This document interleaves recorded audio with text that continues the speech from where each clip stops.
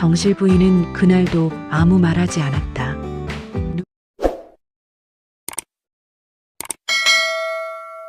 정실 부인의 침묵, 그리고 여종의 선택.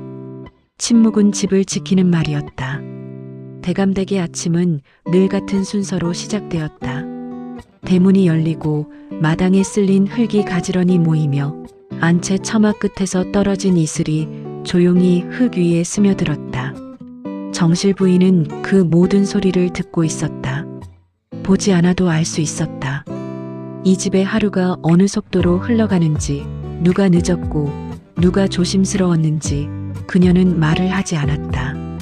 이 집에서 그녀의 말은 늘 마지막에 쓰여야 했고 대개는 쓰이지 않는 쪽이 더 나았다. 정실 부인은 마루 끝에 앉아 차를 식히고 있었다. 김이 오르지 않는 온도의 찬물은 그녀가 좋아하던 방식이었다. 너무 뜨거우면 향을 알 수 없고 너무 식으면 마음이 급해졌다. 그녀는 찻잔을 들지 않은 채 마당을 가로질러 지나가는 한 사람을 바라보았다. 여종이었다. 아직 나이가 많지 않은 여인이었다. 걸음이 빠르지 않았고 허리를 굽힌 각도는 늘 일정했다. 마치 누군가에게 배운 듯 어디까지가 허용된 자세인지 정확히 알고 있는 몸짓이었다. 정실 부인은 그 여종을 처음 본 날을 기억했다. 기억은 소리 없이 떠올랐다. 비가 오던 날도 아니었고 특별한 사건이 있던 날도 아니었다. 그저 대문 앞에 서 있던 한 여인의 모습이었다. 작은 보퉁이를 들고 있었다. 그것이 전부였다. 정실 부인은 그날도 아무 말하지 않았다. 누구에게도 묻지 않았고 누구에게도 설명을 요구하지 않았다.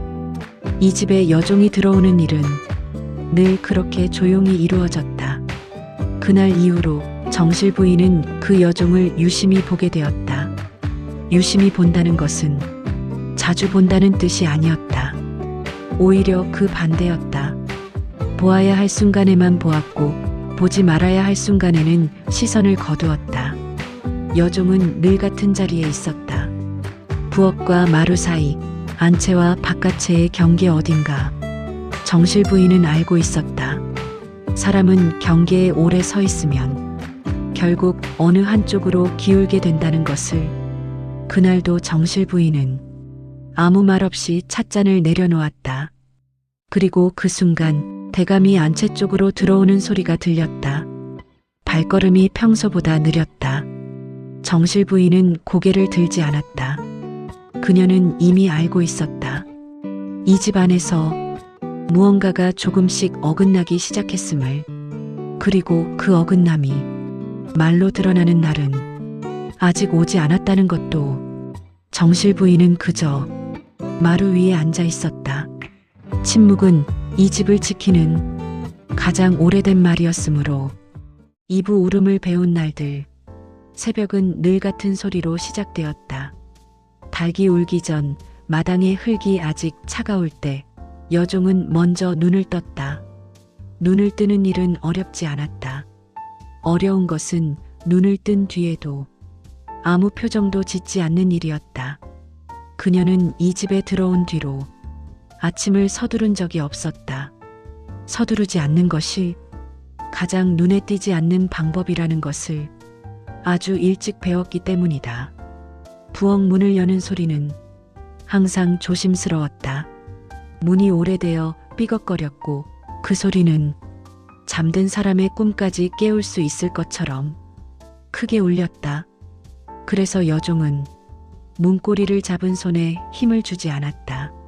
손바닥의 온기만으로 문을 밀어냈다. 부엌 안에는 밤새 식은 공기가 남아 있었다. 어제 끓였던 국의 냄새, 장작의 재냄새, 물독 위에 얇게 맺힌 습기. 여종은 물독에서 물을 길었다.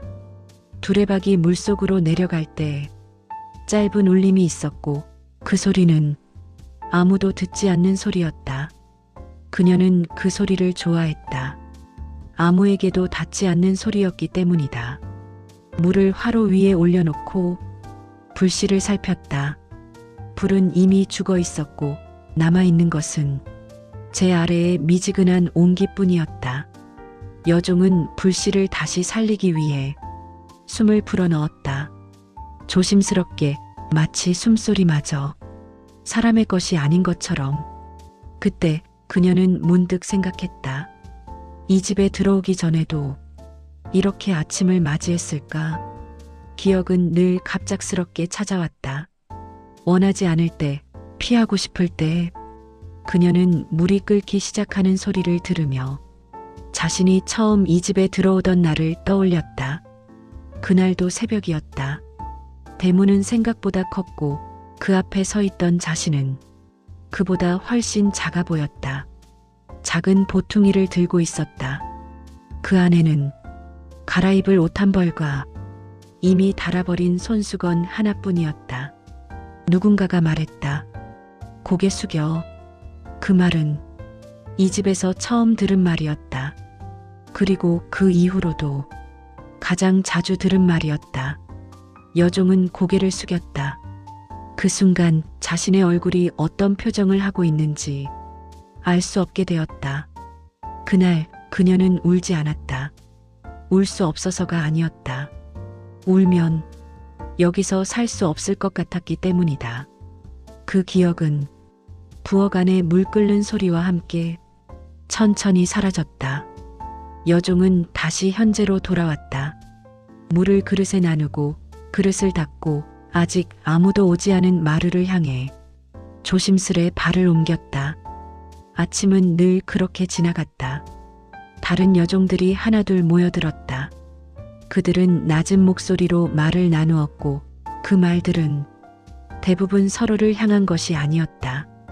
누가 아팠다, 누가 혼났다, 누가 오늘 안채로 불려갔다.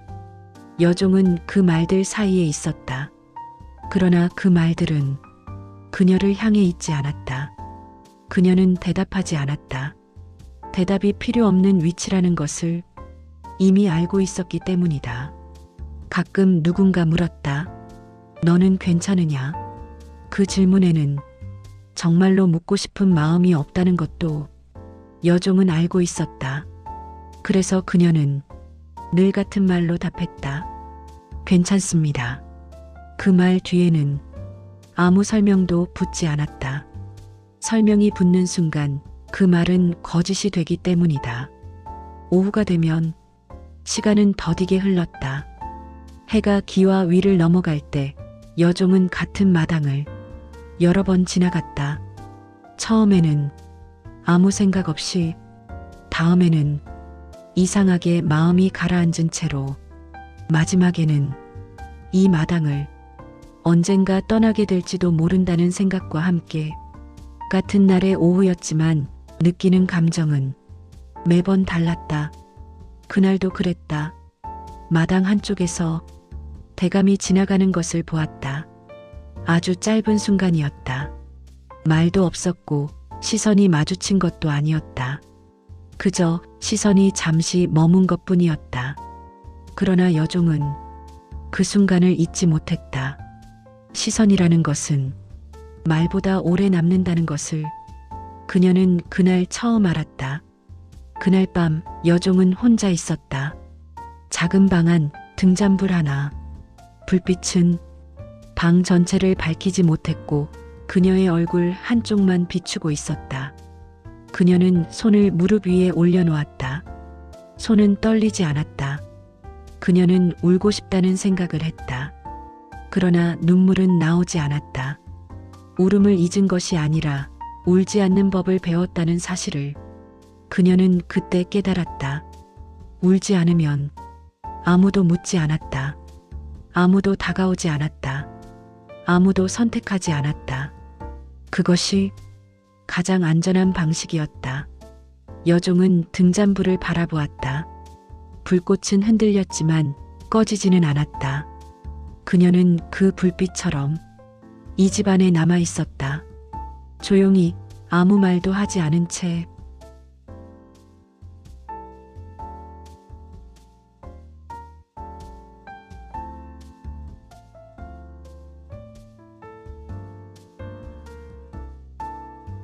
그리고 그녀는 알았다.